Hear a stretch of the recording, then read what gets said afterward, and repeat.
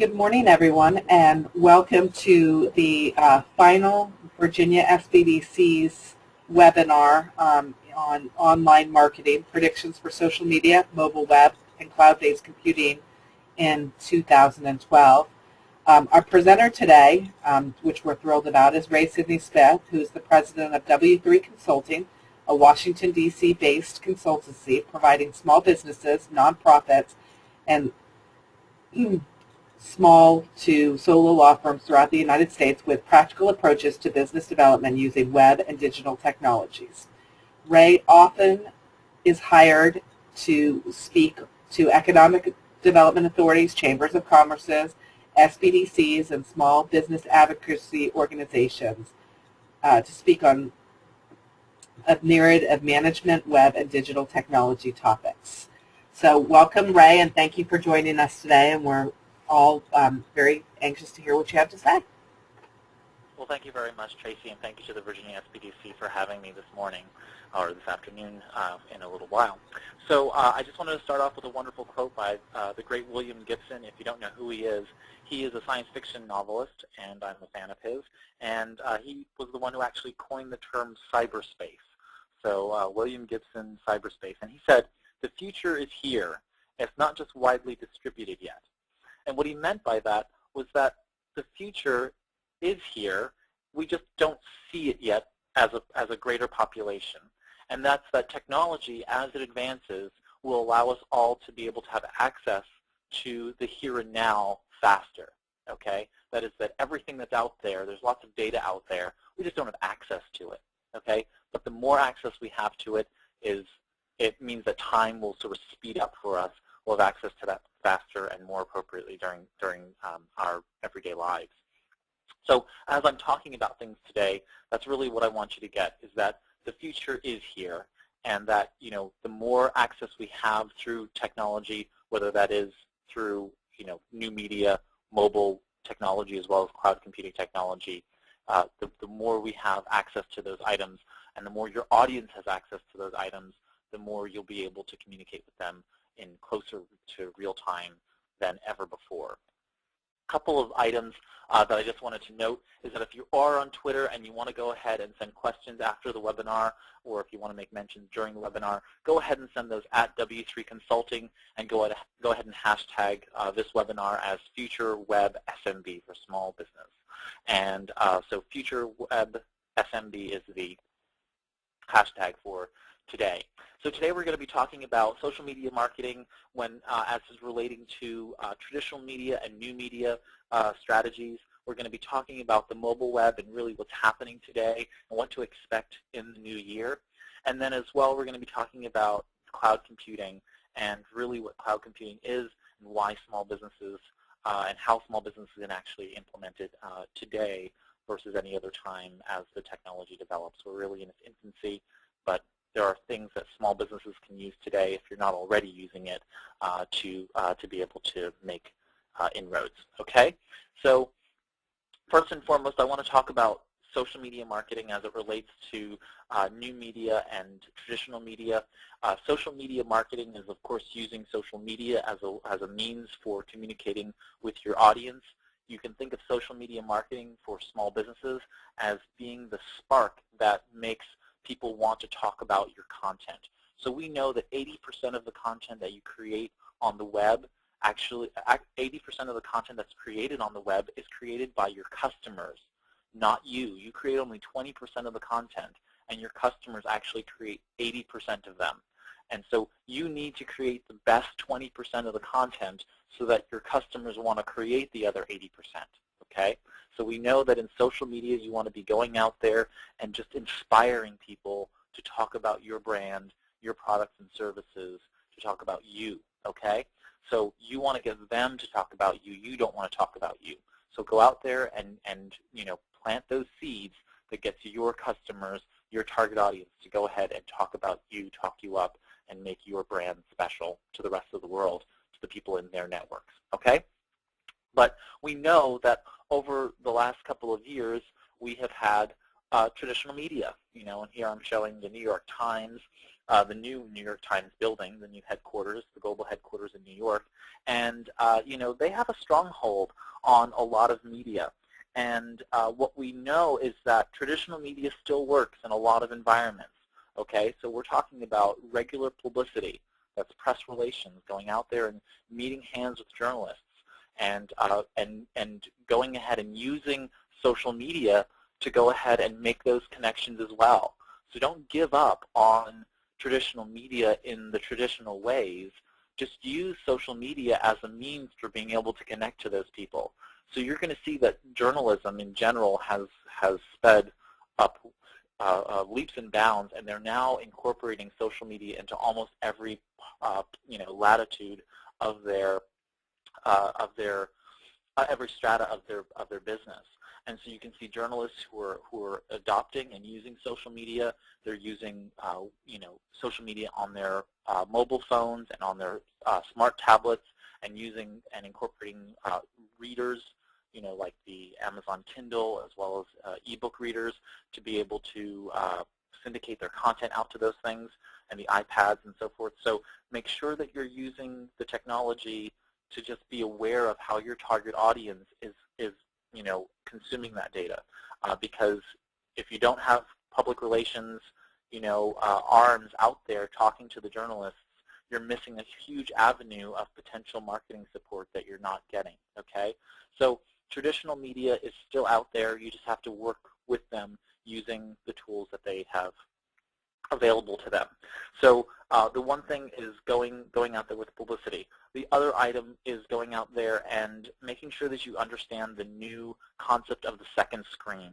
That is that there's a new model between content and engagement. And I don't want to get too far into this, but think about it as this.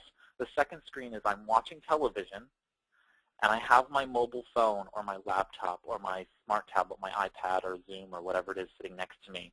And as I'm watching television, I'm actually getting some type of message from a friend who's also watching it. And I might be using a service like GetGlue, G-E-T-G-L-U-E. GetGlue basically allows me to log in or check in when I'm watching a specific show on television or watching a movie. And it tells all the other people in my social network that I'm watching that specific show. And now I can go ahead and engage with those people or other people who happen to be watching the same show at the same time. This idea of the second screen experience is something that you're going to have to very much start to realize will work in your small business also, which is that as a retailer, for instance, as I'm walking through your store and experiencing your product in real time, I'm going to be on my smartphone trying to engage with your brand at the same time I'm experiencing your product or service. Okay, so that's the second screen experience that I'm really talking about when it comes to small business. When I'm receiving, the inputs from a real-time experience, a live, analog experience, I'm going to be using my smartphone or my iPad to enhance my experience with your brand right directly in your store. Something that people don't realize is that the majority of Americans are connected to the internet. There are 245 million users of the internet in the United States, that is regular daily users. That's a 90% saturation of the market. So for those people who think, well, there's still some people who don't have an option to connect, 90% of Americans are on the internet. Okay, so don't think that you're not going to be able to capture most of your demographic by not advertising on the internet, advertising in social media like Facebook advertising, as well as Google advertising and the rest of the major publication networks, Yellow Pages Online, the Yahoo Online, those types of ad publishing networks. Go ahead and start looking into them and getting an idea about what they are, because you need to be able to get people both from a marketing perspective, free publicity perspective and social media perspective, but also the advertising as well. You're going to see this become far more important as people go mobile, which we're going to talk about next, which is why I put the mobile smartphones on the screen. But you're going to really see a necessity to start advertising within the advertising networks that are there, because Google, which we'll talk about in a little while, is starting to gain a very strong hold in the mobile market. Okay, so with that, just know that the majority of Americans are connected to the internet. You're gonna get a lot more bang for your buck if you start moving some of those traditional advertising mediums to your your internet advertising budget and start seeing those things take hold. Okay. So next is going to be state of the mobile web. And the thing that I want to talk about with regard to the state of the mobile web is really that when you're talking about the mobile web, you're talking about two different components. And we talked about this in the last webinar, which is that transacting commerce wherever you are or wherever your target audience is really important. The ability to do so, not necessarily that I'm going to, okay? So I want to be able to access information, and I want to be able to also transact business, which is to buy something wherever I am, if it's practical. So what you really want to start to expect as it relates to the mobile web is really greater sophistication. So we talked about HTML5 in the last webinar, but it makes sense to touch here briefly on it, which is HTML5 is a whole new way to look at the web. HTML5 is a programming language that your web developers and the web programmers out there are starting to learn, can do a whole series of things on a mobile phone that we couldn't otherwise have done in the past. So in the past, if I wanted to be able to access location information for the phone and that the person is viewing the mobile web for, I would have had to have gone ahead and used some very rudimentary, crude information in order to geolocate that person. Today, I can go ahead and live activate on the person's phone with their permission exactly where they are in time and space, which means that I can locate them literally inside of your store if they let me, and they can go ahead and interact within the floor plan of your store just by giving me access to the phone's capabilities. So you're going to see not only geolocation being a major issue, major new issue in the new year, not just from the perspective of Foursquare and those types of things. That's obviously been on the horizon for some time. But in the new year, you're going to see a lot more of the technology catching up to what's out there in terms of infrastructure. So you're going to see a lot more people buying mobile phones. They're getting cheaper. They're getting, especially with the iPhone 4S that just came out, the newest version of the iPhone smartphone. That means all of the prior versions went down to the cheaper prices.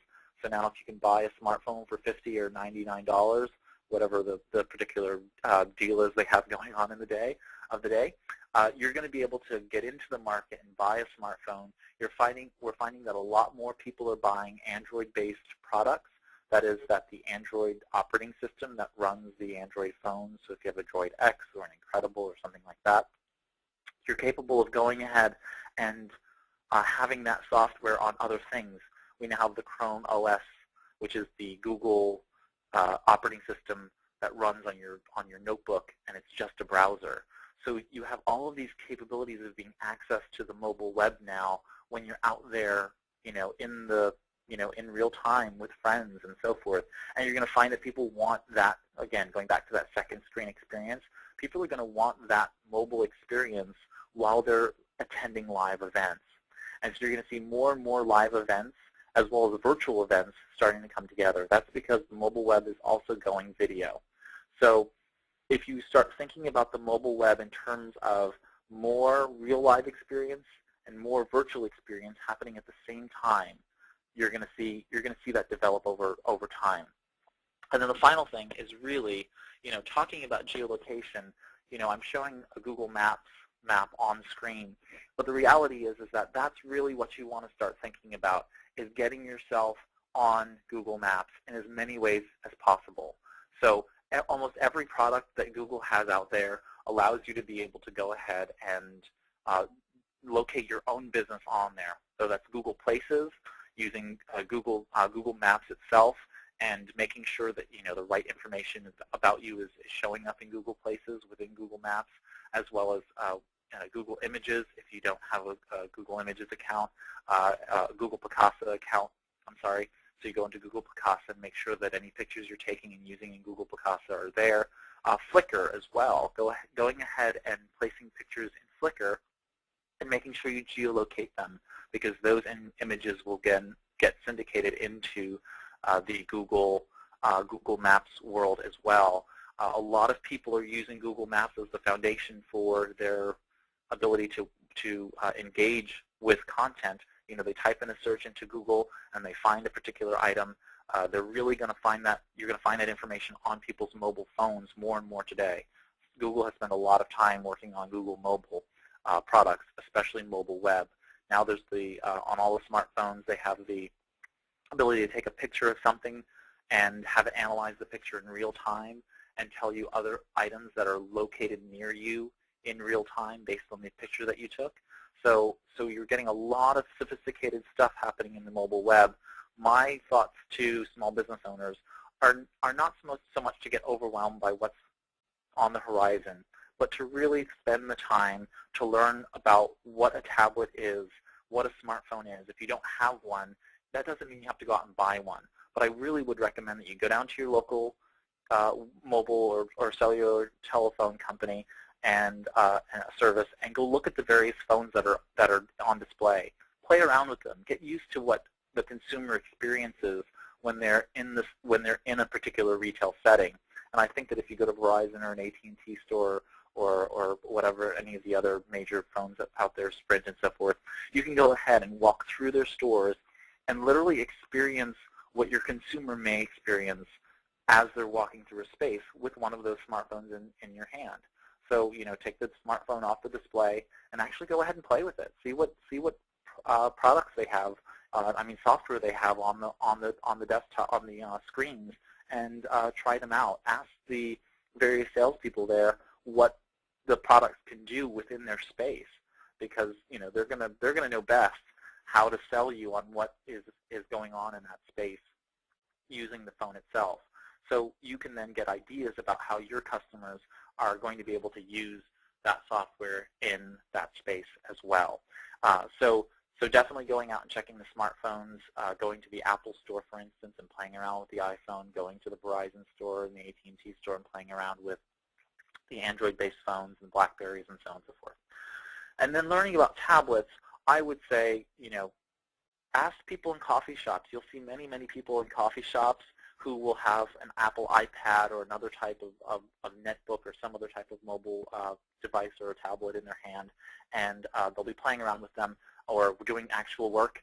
Ask them about their experiences with them. I mean, they're more than happy to go ahead and you know, give you their experiences with that specific product or not, and what they actually do in those spaces. You're going to get the best ideas from people who are actually using them right then live in your neighborhoods.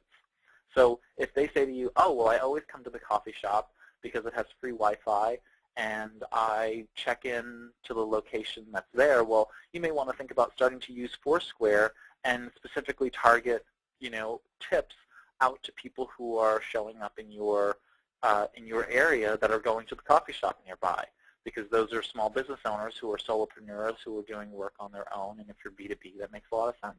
Or maybe they're small business owners who happen to buy your product or service locally, even if you're B2C. So just use the opportunities to learn about the technology, the hardware technology, and how people are using them, and you'll be able to create the best customer experience on the back end. Okay? So let's just move along now to the final stage of things, which is what is the cloud and how can small business use it? I really think that people have a lot of confusion about what the cloud is. But the cloud itself is purely just a bunch of big servers sitting around the world that go ahead and do the workload that would normally be done on local servers within your business. So if you took the computers that you have running in your offices right now and you just remove them and put them into a big storage facility, that's pretty much all the cloud is taking those servers that you have in your office, those computers that you have in your office, and just putting them somewhere else. And now that they're somewhere else, it means that you don't have to deal with them. You don't have to deal with backing them up. You don't have to worry about the power issues that are related to running a server. You don't have to worry about making sure that the software is updated or anything like that. All the software is automatically updated by the cloud services. You don't have to worry about any of the background hacking or firewall issues. You don't have to worry about the issues of who has access to that data and who doesn't have access to data, because that's all on the person who's actually managing that particular those particular servers to be able to take care of them. So cloud is basically the idea of removing the infrastructure, and this works really well for small business owners because the cloud is really about democratizing access to infrastructure. And the way that you do that is by putting all of your resources into a bigger consolidated server, okay? So the cloud basically allows you to go out there and instead of thinking about buying a computer and then sitting down and thinking about what software you want to buy, you go ahead and think about, oh, I need QuickBooks and I need to go into it and go buy that software. They're going to send me a CD-ROM and I'm going to put it into my computer. I'm going to download it, install it, and then I'm going to set it up and do all that other stuff. Today, you just go to intuit.com or go to QuickBooks.com. You say, I want to use this service, and now within the browser, you can go ahead and start accounting, doing bookkeeping and accounting work directly through your web browser using QuickBooks Online. You didn't have to download anything. You didn't have to install anything. You literally just opened a browser and started working. This allows the small business owner to be able to do a lot of the things that we once took a lot of time and effort. You would spend $300 to $500 on a QuickBooks, software, download or installation CD, and then you would have to have, all of the other, time to set up and install the software and all that fun stuff. Today, it's literally just go sign up, put your credit card information, you pay whatever it is per month, and it's a nominal fee per month to use the initial services, I imagine, and you're up and running. You have your accounting software all set to go. Now you can talk to your bookkeeper and your accountant to set up your chart of accounts, and you're good to go. So the ability to start a business is now that much lower of a threshold. That doesn't mean being a good business owner is that much lower of a threshold, but the access to the technology and the infrastructure is now there on the web, okay? So that really is what the cloud is. It's making access to technology easier and faster. Going back to William Gibson, it's really just about distributing the future, okay? It's about distributing the access to information more closely to the small business owner, okay? So how can small business use it? And my number one advice to small business owners who are really thinking about using the cloud is to think about the cloud in terms of none other than Google. So I know a lot of people probably know, that I love Google, but I don't love Google just because I love the company. I love the products that they produce. And at the end of the day, Google is probably going to win the cloud computing model. The reason for that is that they've been doing it a long time. And the other side to that is that they've put in an infrastructure that works really, really well for small business. I'll give you a couple of examples, starting out with Google Apps for Business. Google Apps for Business is basically a cloud-based infrastructure for small business. Now, they have a Google Apps for government and Google Apps for education and nonprofits and so on and so forth. So if you're a nonprofit, you can get Google Apps for cheaper. But for the small business owner, you could basically, once upon a time, you would get a small business server. You'd have to install an email server with email software and those types of things. Email hosting has made it easier, but nonetheless, you still have spam filtering and all those other types of things. You get Google Apps for Business. You get Gmail type interface, and that's the Google version of email, which handles spam and all sorts of business class functions, all within a web-based platform. You can add Google Sites. You can automatically install a website, launch as many websites as you want, and have your own domain and manage them all right there in the cloud directly from the Google Apps engine. You can do Google Video. You can upload and post video content. You can use all of the various products underneath Google Docs. So if you needed to create documents and presentations and spreadsheets, the presentation you're seeing today, I'm using Google Docs presentation in order to broadcast the the presentation itself through GoToWebinar. So, the products are very, very sophisticated, and Google has had these products out there for a very long time, and now they're getting much more sophisticated. And for the most part, they're very, very they cost very nominal fees.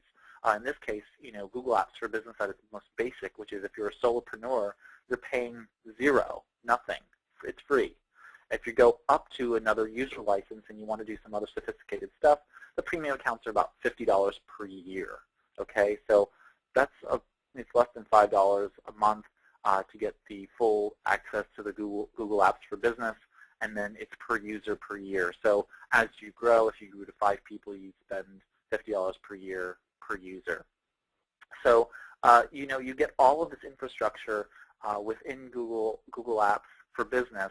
And so another example will be what they just launched in the last couple of weeks, which is called Google Pages, Google Plus Pages. Google has created a new social network, and what they've done is they've created a social identity service that businesses can now use across the web. And they're going to get more and more sophisticated. They've actually added this functionality to Google Apps for Business.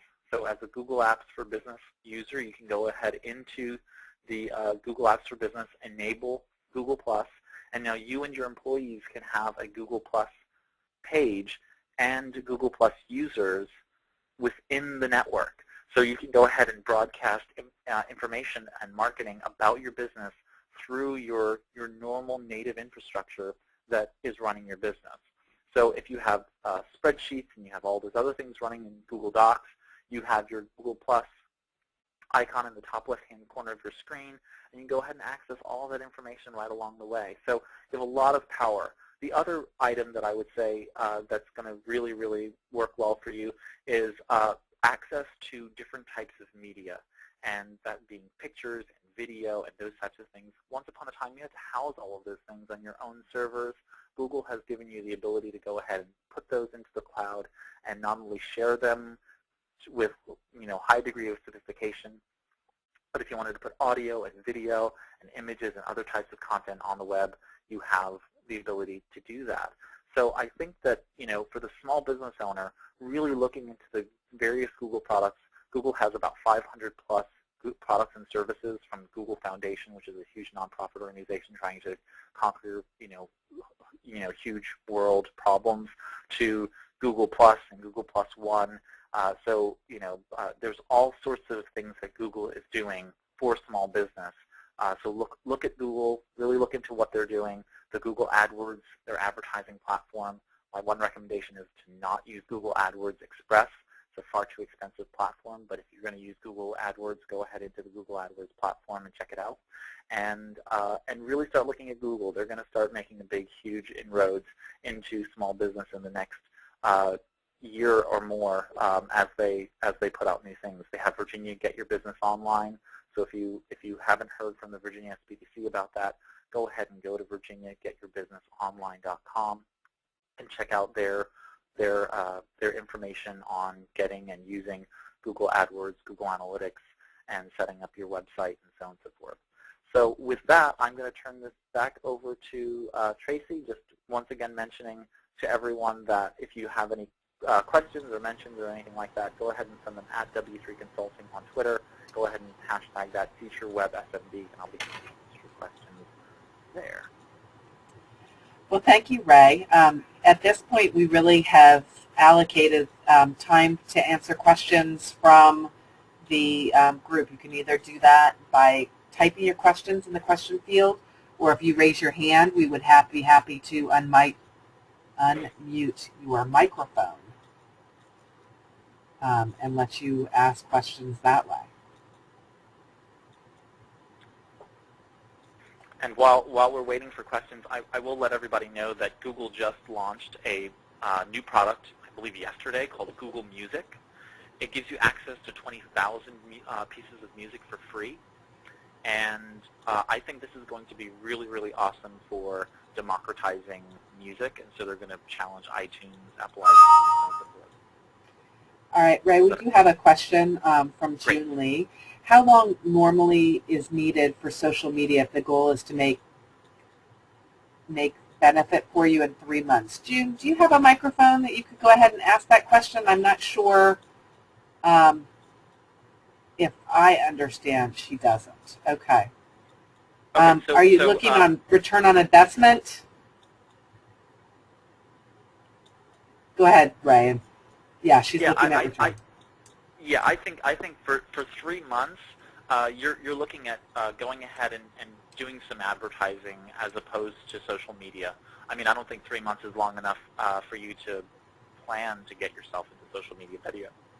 Better yet, make any type of return on investment.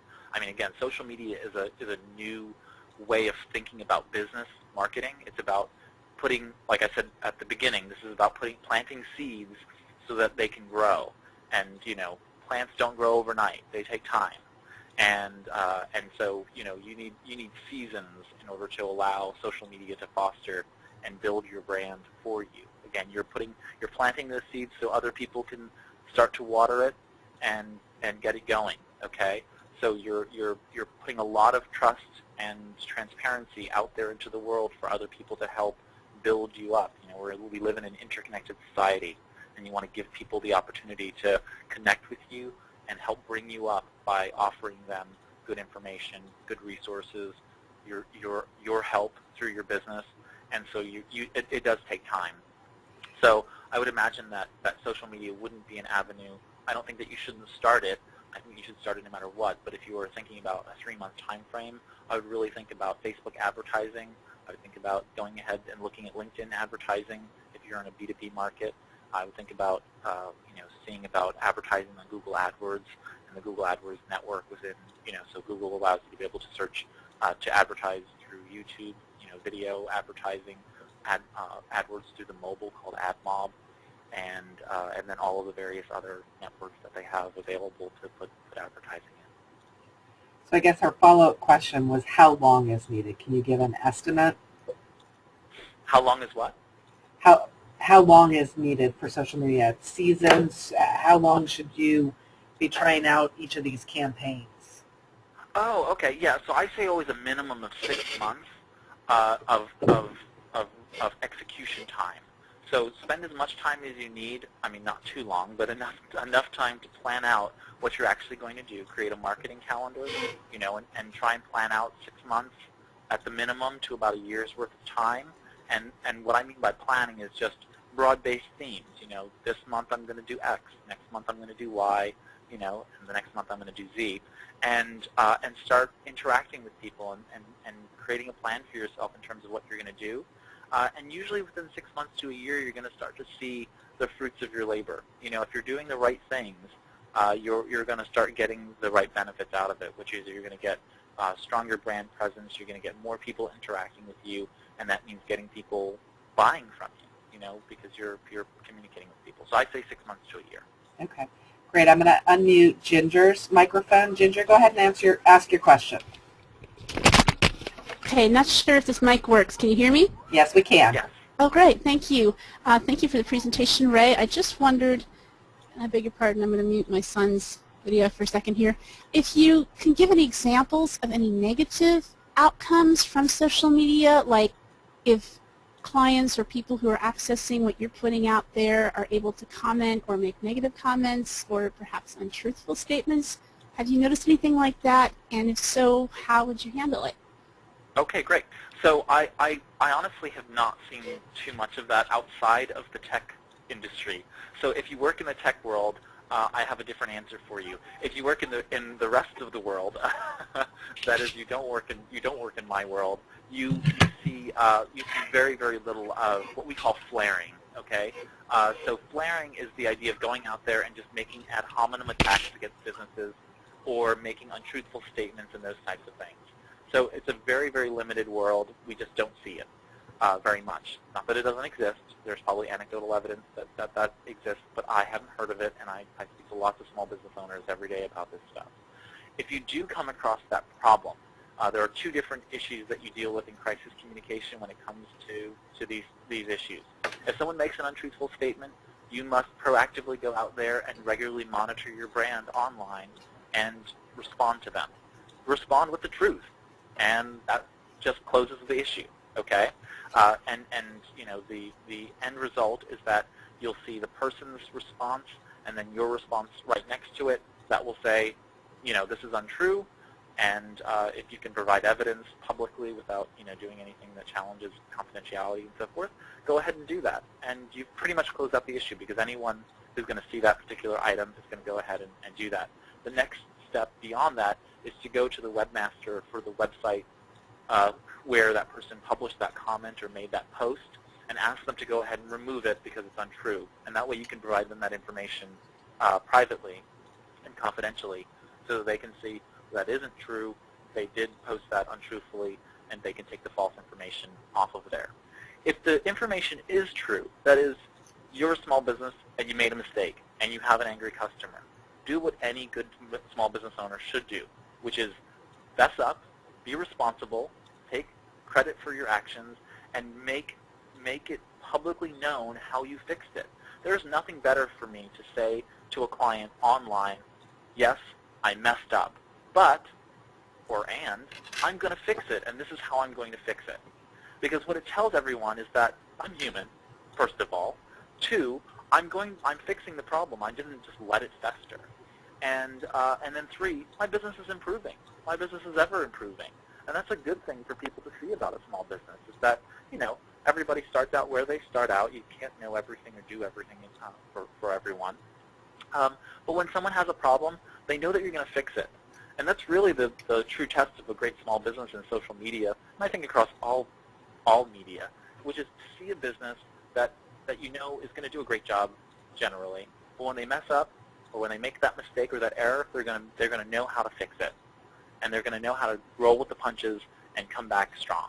So I think that would be my response in regard to, you know, people who are posting and so forth. But monitor and make sure that you're active about responding to people who do post anything, positive or negative. You want to thank the people who make positive posts, and you want to make sure that you respond clearly and effectively to the people who put up negative posts. Great, thanks, Ray. So we have a couple of questions on cloud computing. So let's start with the most basic, which is a question from Ginger. Can you define cloud once more? She's still not clear on it. All right. So if you go and decide to use a piece of software, you would normally buy a CD from a software vendor. Before I use the option of QuickBooks, but let's look at a Microsoft product, because you know how we all love Microsoft. So say that you're going to go buy a Microsoft product, and you decide to go and buy Microsoft Office, you know, the Office suite, which has Excel in its most basic form. In the most basic suite, it has Excel, Microsoft Word, and it has what's the other one? It doesn't matter. So we have Word and Excel. We want to just buy Microsoft Word then. So we buy Microsoft Word, and we buy it from Microsoft, and they ship us a box, and we install it on our computer. Well, today, you don't need to do that. Instead of buying this piece of software and installing it onto your computer, you could go to Microsoft.com, and you could go ahead and use Microsoft Office in your web browser without ever installing a piece of software. Does that answer your question? That's what the cloud is. It's the idea of using software as a service, as we call it, as opposed to software that you download and install on your desktop. So across your entire small business, you can look at all of your infrastructure, everything that you're using on a desktop, and now move it to the cloud, which means that you could literally throw your laptop out the window, walk to another computer, and log into those same services and continue your business without a hiccup. Because all the data is held in the cloud. Your access and authentication is through the information that you know, your username and login or whatever your encrypted passwords are. And you can now access all of that information and infrastructure from the web, not from a local computer sitting in your office. I hope that answers the question. It does. I actually raises a question for me, and I'm going to throw it out there, and not to contradict you, but isn't it as basic? I mean, you could have the applications on your desktop, but just be having the data on the cloud is even one way that even more companies are using the cloud?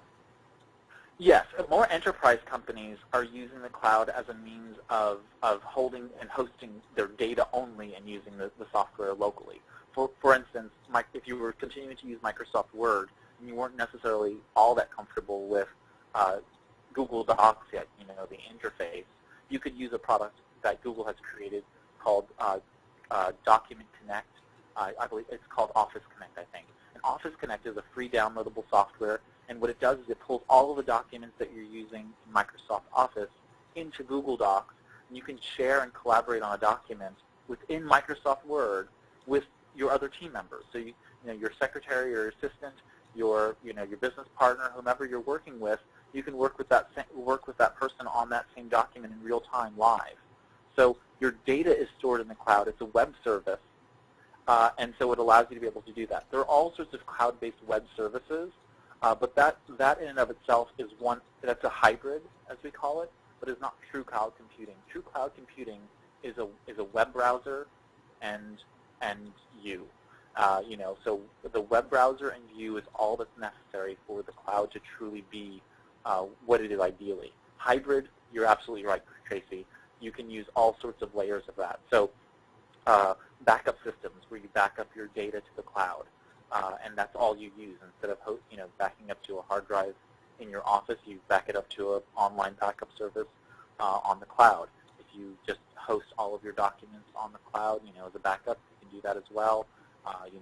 As I said, Office Connect, which is the free Google product. So there are all sorts of ways in which you can use, it in a hybrid fashion, and that's definitely what you'll see. But in the new year, you're going to see Google has just recently sunsetted a lot of their products that were desktop software. So they're basically killing these desktop software applications that they've created over time because they know that eventually these services, or not eventually, these services are now in the cloud, and there's no reason to really have the desktop software anymore. Well, a follow-up to that from Penelope is, what's the security factor? What happens when systems go down? What about terrorism? Yeah, so just like the aggravation that you get when you walk into a bank and, they say their systems are down and so they have to do all the manual depositing, and so things don't get move around as fast or as quickly. That necessarily isn't so difficult with small businesses. One, you have to make sure that you have backup plans. If you're going to depend upon the internet and on cloud-based services, make sure that you have other means of accessing the internet. If you have a DSL line, make sure that you have someplace locally. If you work at home, maybe it's a neighbor. If the internet goes down in your neighborhood, then you're going to have to go, hop in the car or on the bus and run down to the next town to be able to see if there's internet out there. Maybe you use your phone as an access database for those types of things. So you really want to make sure that you have some type of backup for all of those. For instance, whenever I'm doing a presentation, I always have two redundant, internet lines available to me. The one that I'm using in the office that I'm available on, and the one that I get through my mobile phone. I can tether my internet through my mobile phone. It's not ideal, but if I needed to, I could quickly plug my phone into my laptop and immediately have internet access so that I can continue on. So you want to be able to have sort of, backup systems in place in order for you to be able to do this. As far as it relates to security, you really want to think about security from the perspective of who has access to your username and passwords. Okay, so we know that in digital security, the most crime, the most theft happens internally. Ask any retail shop who steals the most from them, and they will tell you they spend most of their money and energy on loss prevention in making sure that their own employees don't steal the products from the store. So, when it comes to accessing private information, make sure that you create good passwords, make sure that you secure those passwords so that you're not giving them out to too many people or people that you don't trust, and make sure that you're keeping them in a closed setting so that you can protect those. As far as the web services are concerned, when MasterCard and Visa and Sony and everybody else under the world can leak out credit card information as well as social security numbers and lose them on laptops and so on and so forth, there really is a misperception about security. I mean, the reality is that nothing's really secure, and that makes everything sort of secure, So my belief there is make sure that you're giving your information and and access to that information to people that you trust, and work in good faith. But make sure that you're also monitoring. What I do is I type my Social Security number into a search string for Google Alerts, so that whenever my Social Security number, especially the last 4 digits, which is actually the most, if you're trying to crack somebody's information, the last 4 digits of your Social Security number are the most identifiable. I can, with 80% accuracy, figure out your Social Security number just by knowing where you were born and the year in which you were born. And so the last 4 digits of your Social Security number are the ones you don't want to give out. Those are the most identifiable to you. So I go out there and I search for the last 4 digits of my social as well as the whole social in Google at least once every 6 months. And I make sure that my private information, my bank accounts, my credit card numbers, those types of information, I go out there and I Google them. If they show up somewhere, if all of a sudden I see a Visa MasterCard statement or something like that showing up online, I can go ahead and let them know if that were to happen. Thank goodness it's never happened, but I'm willing to set up the Google alert and make sure that it continually searches for those things just in case. So I try to search. I try not to put the whole entire number in Google to search for it. So I'll sometimes just use the star, which is the asterisk, so that I can pull out key numbers. So I'll usually just put star in the last 4 digits of my credit card number to see if it'll pull up any other ones that have a Visa or MasterCard associated with it. And that actually has pulled up a couple of online retailers who have accidentally published receipts of mine, but never has it actually been the Visa or MasterCard or those types of folks or Amex. But you want to make sure that you're actively, and I guess in that sense the word is proactively, going out there and monitoring your own personal financial information. And if you're not comfortable putting numbers, at least your name, going out there and Googling your name and making sure that those are taken care of. So I hope that answers some of your questions. Okay. If not We have one more question on the cloud, and then we'll move on to some of the other topics, which is, what's the cost to back up data on the cloud? Is it cloud.com? What's the cost? Right. Oh, well, that ranges. I mean, there are services out there, and I'm pretty much service agnostic. I don't have any. I don't try to recommend any specific service, but there are many different services out there that allow you to do it. You can do it as cheap as $4 or $5 a month for very nominal amount.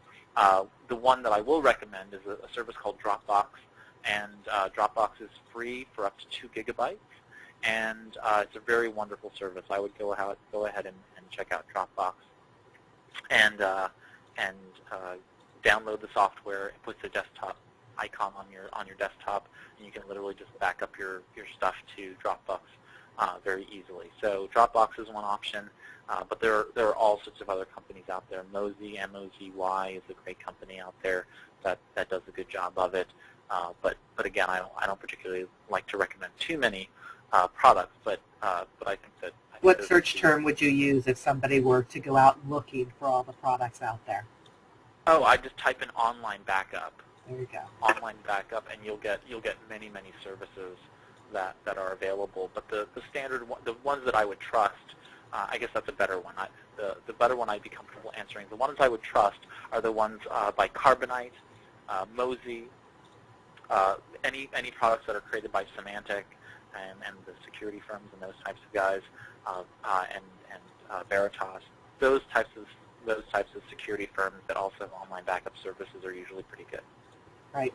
We have a question from Peter. He has been waiting a long time. Peter, I'm going to go ahead and unmute your mic. You with us? Oh, sure. Okay, right. Suppose we just have an office in a building. We don't have a storefront. Should we still use Google Maps and Google Places and things like that? What would it just show our building? Would that be useful? Absolutely. I mean, you might want to mute yourself. I did. I'm getting that. Oh, okay, wonderful, thanks. You get the benefit of being able to cross-network with the people in your building. Many times when I used to work actually for a firm, I didn't know any of the other businesses in the building unless I happened to look at the placard in the lobby or move around. And so Google Maps allowed me at some point to look at my own building and to see what businesses and services were in there from Google Maps whenever I Googled myself. So there's not only internal marketing benefits, but also people who are searching in the area, they're going to see your business when they search for people who are nearby. So absolutely, I mean, I would put a Google Places page up on Google Maps to make sure that you are covering yourself for people who are searching for nearby businesses and just happen upon your business tangentially. Because whenever you do a Google Maps search, it shows you businesses that are located at that site and also ones that are nearby. So it's showing you those businesses that are nearby. And if you happen to, you go to your attorney and schedule an appointment, well, if below it says, Joe Smith, CPA, and Jamie Smith, massage therapist, right below that, and you're like, oh, well, you know what? It'd be great if I could go to the massage therapist and schedule my appointment to do my taxes in the new year. All at the same time, I can, feel the pain of paying taxes and get a nice massage afterwards. So, those types of things are available to you from Google Maps, and people definitely will be able to access that information, and it'll be positive for you. So yes, I would say yes. Peter, you had a follow-up question to that? Yeah. Well, I was just going to, does it help with search engine optimization also, or? I would like to say no, because that would make Google, honest as it relates to what they promote within their system. But I would say that it does help in a very minor way. Yes. So it will certainly help with site traffic. So it will help with site traffic. According to Google's public search algorithm, their Google Maps items will not increase your search engine optimization. Okay. We have another question from James. What recommendations do you have for the integration of social media into the traditional advertising methods for a consulting small business? Well, first and foremost, I would make sure that if you're doing any traditional advertising, you're letting people know in those traditional markets about your social media activity. That is, give calls to action within your traditional, if you're doing a normal newspaper advertisement, you need to consistently advertise in order to get consistent return on investment, or to really get any investment return on investment at all. But let's take the newspaper advertisement as an example. If I put an advertisement in the newspaper, I'm definitely going to make sure that people know how to find me if I'm active on Twitter or if I'm active on my blog. I'm going to make sure I put on there, subscribe to my blog or read my blog at, and give the address. Give the Twitter profile and the handle or the full address of twitter.com/W3 Consulting. I want people to be able to know how I'm using the various networks to connect with them beyond that ad. I might even give them something that would say, if you connect with me on Twitter and let me know, send me a mention or something like that, I'll go ahead and give you 10% off your first consulting fee.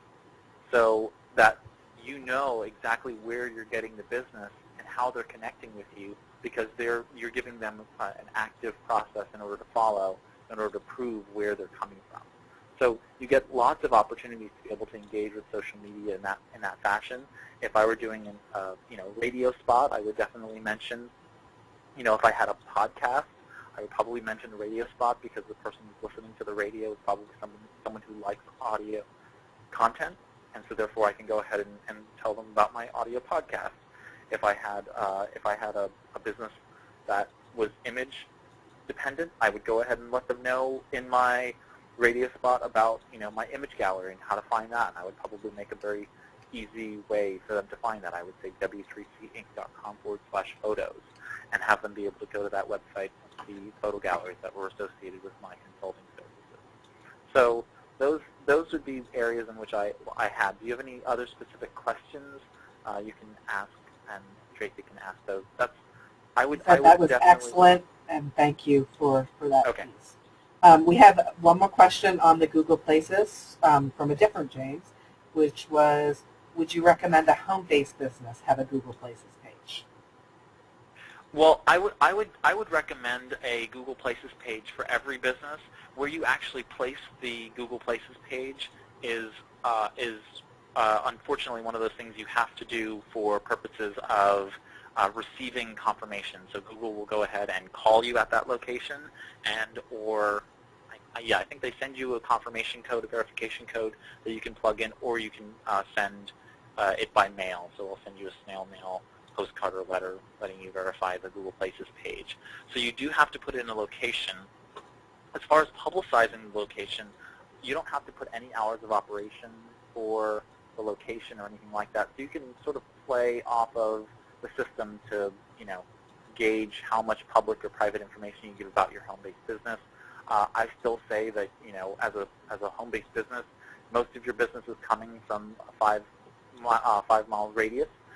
So, you definitely want to get people who are Googling in that space that you exist. And so you should definitely set up a Google Places page. And, just limit the information that you want to be seen by people out there. Okay. Well, we have one more question from June Lee, which was, is BlackBerry better than a smartphone for business? A BlackBerry is a smartphone technically in my world. Some people might not agree with me, but I do believe that any phone that allows applications on them and and is connected to the web is a smartphone. Now, as far as it being better or worse for small business in general, that's not an answer that a question that I can answer. What I can say is that you need to test out the systems that you're comfortable with and see if they do everything that you need them to do. If you're comfortable with the platform and the system, use it. The one thing that I should tell you is that no matter what phone you're using, I have a lot of clients who are using what they would consider basic cell phones, a flip phone with just 9 keys, or they're using a cell phone that maybe has a full keyboard, but it still doesn't have a touch screen, those types of things, what we call feature phones. They are fully functional to do so much more than you probably expect them to do.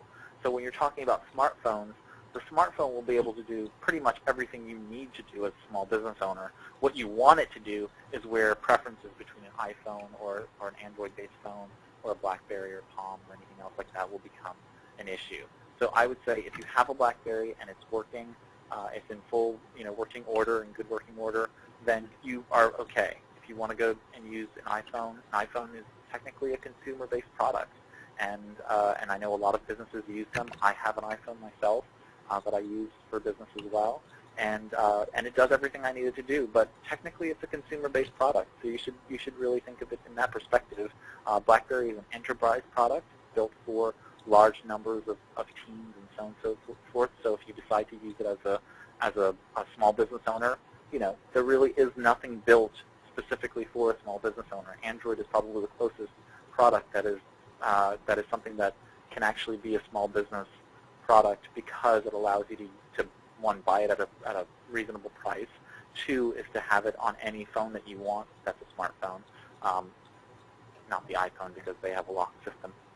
And but you can take it to any network and that type of thing.